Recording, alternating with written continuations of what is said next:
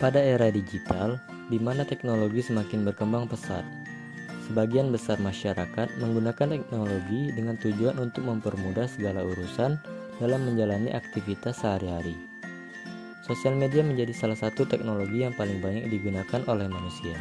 Dalam penggunaan sosial media, tentunya banyak sekali keuntungan dan kerugian yang didapatkan. Salah satu kerugian umum dalam pengoperasian sosial media adalah filter bubbles. Contoh kasus yang akan kita angkat dalam pembahasan filter bubble adalah fenomena user sosial media yang menggunakan pencampuran antara dua bahasa dalam percakapan sehari-hari, yaitu bahasa Indonesia dan bahasa asing, di mana fenomena ini tentunya akan memberikan dampak negatif dan positif bagi para pengguna sosial media lainnya. Filter bubble merupakan sebuah algoritma sistem yang memungkinkan penggunanya untuk mendapatkan konten serupa sesuai dengan perilakunya ketika menggunakan layanan internet dan web.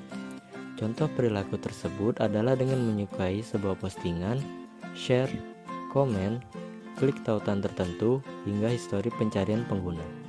Singkatnya, filter bubble merupakan istilah yang menggambarkan bagaimana algoritma menentukan informasi apa saja yang akan kita temukan di internet.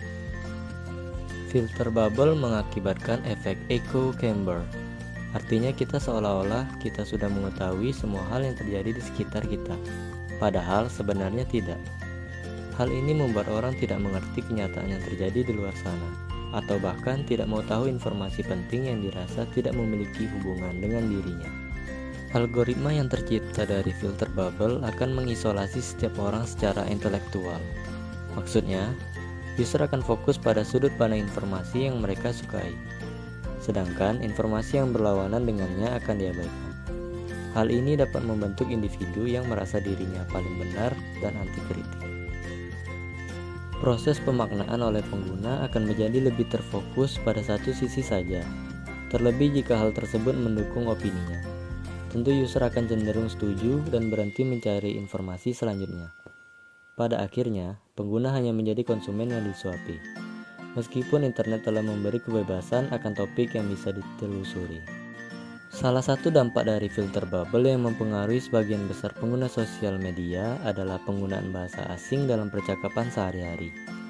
Dalam hal ini adalah penggunaan dua bahasa, yaitu bahasa Indonesia dan bahasa asing. Dari fenomena kasus yang sedang dibahas, terdapat dampak negatif dan positif. Pencampuran dua bahasa dalam percakapan sehari-hari dapat berakibat mendominasinya penggunaan salah satu bahasa. Seringkali bahasa Indonesia terpinggirkan, padahal bahasa Indonesia menjadi salah satu identitas bangsa. Dan jika tidak digunakan secara baik dan benar, dikhawatirkan akan semakin krisis dalam penggunaan bahasa Indonesia yang sesuai dengan kaidah.